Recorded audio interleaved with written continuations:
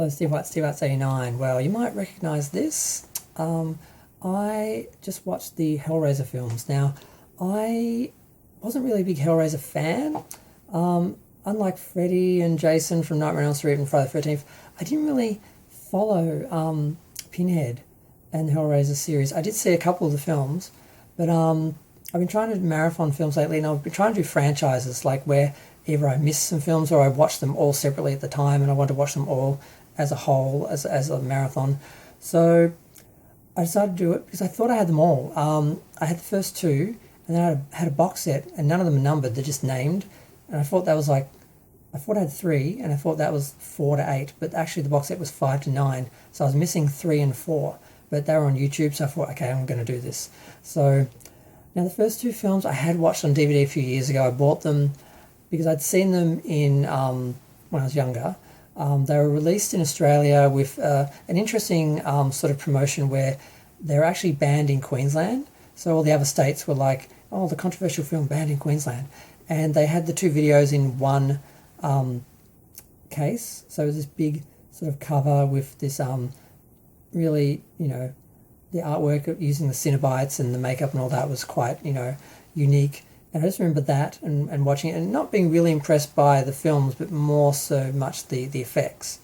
And I never really got into the series. Now, I know Terry Farrell was in the third one, which made me want to watch it. And I thought I'd bought it. I thought I'd bought one that was like a DVD that was from video. So it was like, full frame and really bad and all that. I thought I had at least that, but I didn't. But either way, they had some nice widescreen versions on YouTube of 3 and 4.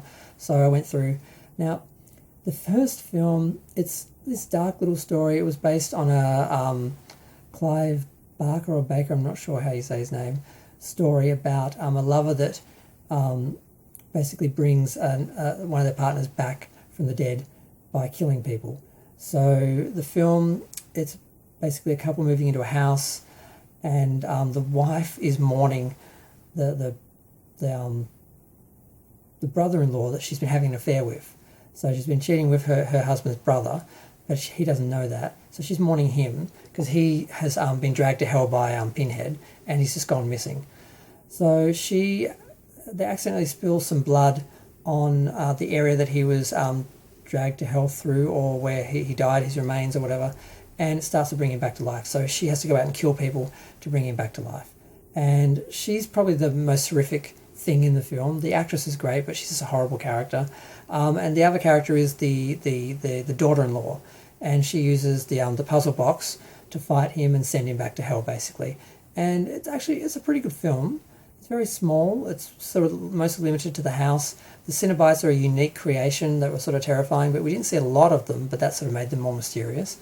Now, the second film, which was the one I was sort of watching it for back in the day, it does have some more expansive makeup effects, because the original effects of the regenerating corpse were pretty good, but the other ones weren't perfect. And certainly in the second film, there was a really bad scene where Pinhead is piecing together the head of someone whose head has been ripped apart, but the eyes are still like in it. And it's like a sculpture that's been cut up into pieces. It's not realistic. Like if you tore a chunk of someone's face off around their eye, the eye would be left in the eye socket, and just the skin and the muscle would come off.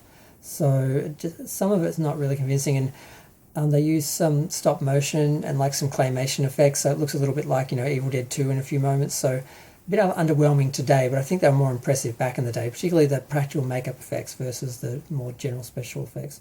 Because the film is a lot more surreal. It's much more like a fantasy, sort of like Labyrinth in a way. And that's one of the unique things about this series is all the films are very different. It's not like Friday and Nightmare where they sort of rework the same formula. And there's good and bad to that. The good thing is they're all different. They're all surprising and interesting in their own way. But you sort of don't have that sort of thing that you're looking for in each one of them. Like the Friday ones and Nightmare ones, they reuse the same formula because of the formula that you actually liked because it worked in the first film. So you sort of want to go back and have that same experience. These films are not like that. So the third film, which is one with Terry Hatcher, she plays a news reporter because the other girl, from the first film went into an asylum, and there was a girl that was good at puzzles, and they went into the Hellraiser world, and that's sort of how that film is more fantasy in that. This film, we do actually see a cameo from her where there's a video that she did when she was in this institution that the reporter that Terry Farrell is playing, who is a a TV reporter who's trying to find a big story.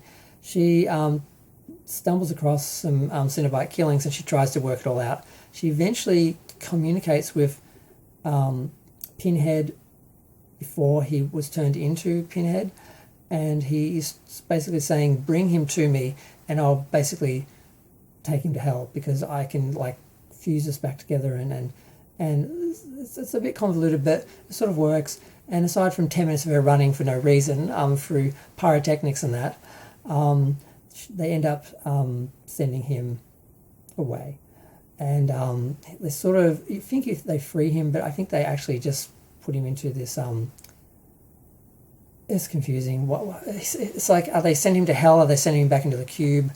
And yeah, so the fourth film is totally different again. They jump past all of that because in the second film, like, he gets put into this pillar, and he's in the pillar, not in the cube. And he has to sort of be brought out of the pillar in the film, and it's a nightclub owner who keeps bringing women up to his room to kill. That starts off the thing because he buys art, so he buys the pillar not realizing what it is, and then he ends up using the women. But then one of the girlfriend betrays him, and there's a lot of betrayal in the series where someone will make a bargain with Pinhead for themselves if they kill someone else. So there's a lot of that. Now you get to the fourth film, it's very far removed. At the beginning, it starts off in the year 2127, I think, so like 104 years from now.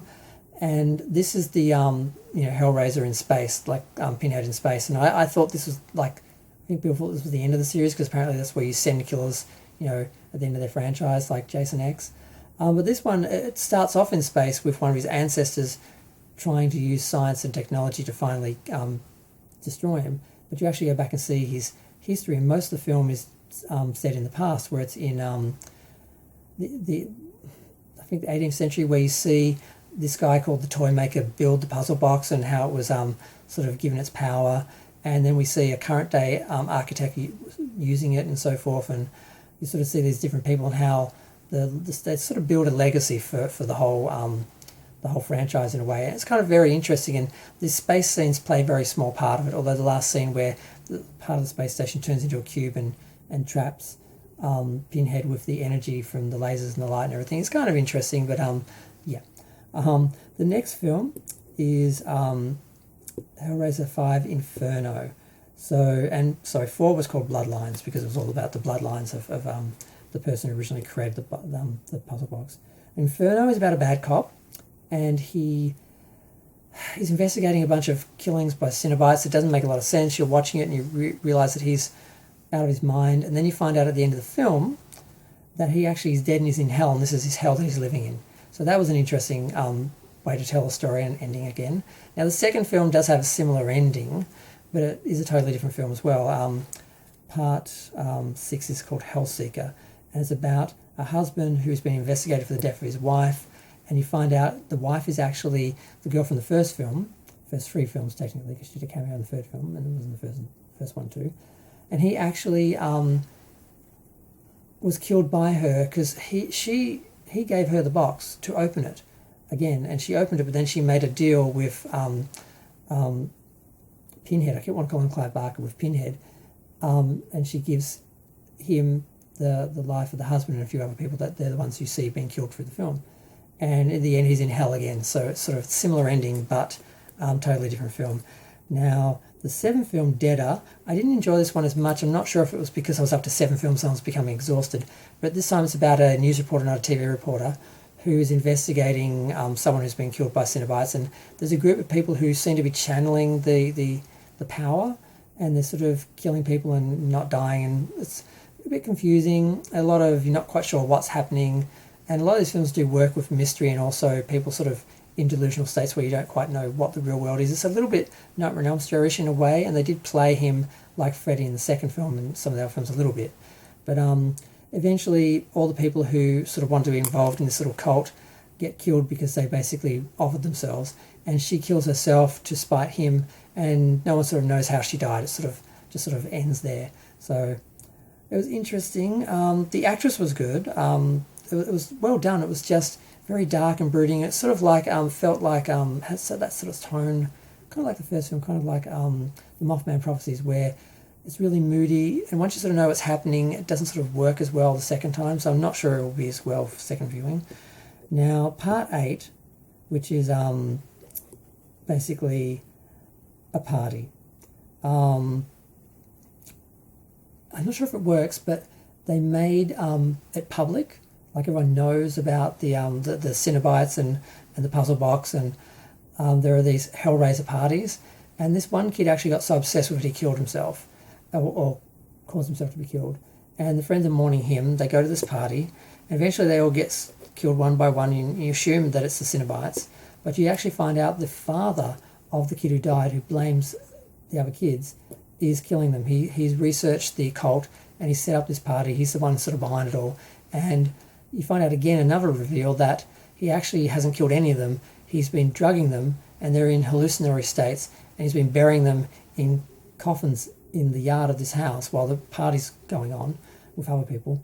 And he had like pipes so they could breathe, and they had mobile phones so he could hear and give them commands and keep sort of feeding their illusions. And most of them die. And Henry Cavill is actually in this film, I forgot to mention.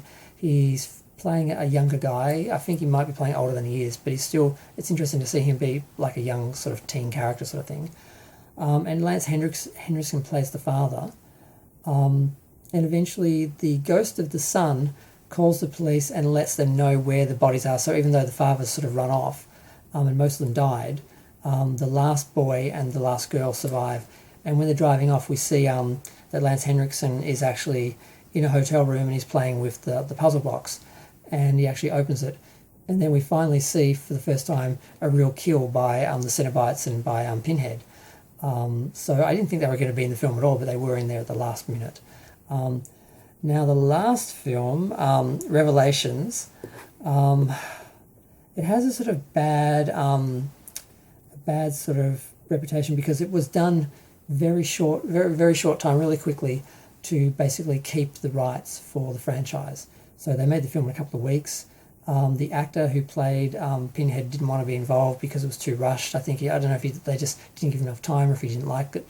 But the story isn't as bad as I thought it would be. It's really short, it's 70 minutes, which I think was actually a bit of a relief after 9 films. 8 films, being the 9th film. But it starts off with these 2 boys they hate the town, so they go to Mexico. And one of them accidentally kills a girl who might have been a prostitute. And then a guy gives them, stranger gives them the puzzle box. And one of them ends up being killed. And then he comes back to life through the blood of the other girl. And the guy is sort of trying to get the other guy to kill people to bring him back. And eventually he ends up killing the friend and wearing his skin and going back home. And the family has been mourning him. Now, the film sort of starts off with found footage, and I was like, oh God, no. Is that how they save money? But then they go very much into the film and these guys' story. And all the stuff set in Mexico is actually well done. When they get to the parents back in the house, it's a bit, one set, one cast, sort of very small. You really are starting to feel there isn't the sort of cinematography or the lighting. It feels very much just very quickly filmed to sort of finish off the film and exposition and do it all. And for the most part, it plays out okay, but the last couple of scenes, it really feels rushed. And the last sort of main sort of scene that I sort of was aware of was basically the kid coming in, basically explaining everything and basically saying, I'm going to kill you all now. And then they end up calling the Cenobites and Pinhead, and they end up taking him and killing him, and they kill most of the parents. One of them was already killed, and one was wounded. And the father was wounded, and the daughter, who was dating one of the boys, they sort of get a second chance by the mother being sacrificed, and then they come back, and the film ends with the girl sort of playing with the puzzle box and looking at the camera. And for the most part, the film was actually decent. I was surprised, but then it does seem very rushed, and the scenes at the home just seem really cheap and rushed, and it wasn't that bad. But so now I'm just left with the 10th film, which is called Judgment, which I have no idea. I think the actor came back for that, but I'm not sure. And then the 11th film was a reboot, which they did with a female actor, which upset people, but the original character was totally androgynous, so it's fine anyway. So I will eventually look at those, but I'm just glad I finally watched them, because I didn't really get into the franchise. Like, I don't have a Pinhead toy. I just sort of realised that I never really got into it, and I really loved the box and the visuals and the art. And I did buy the puzzle box, but I didn't really get into the films. I did buy them, well, I thought I bought them all, and I did sort of want to watch them. I did. I'm glad I did. I know the franchise now. I'm familiar with the Pinhead legacy and everything, but I still prefer Friday and Nightmare. There's something about them that just work. These films, although they're very unique and you have a different experience with each one, they don't sort of build on each other in a way, even though the legacy is in the background. So what works for the series sort of hurts the series as well. So, but yeah, that's 15 minutes. I've been talking too long. I'm going to go. Feel free to share, like, comment, subscribe. Let me know what you think. I'll try not to open any gates. And yeah, I do look forward to the other two films. Particularly, I'm very interested in the reboot and where that goes. And I do have to buy, you know, a Pinhead toy. And I think I'll try and get one of the old Sideshow ones that because I have the old Freddy and Jason's from those ones. So, but yeah, I'm going to go.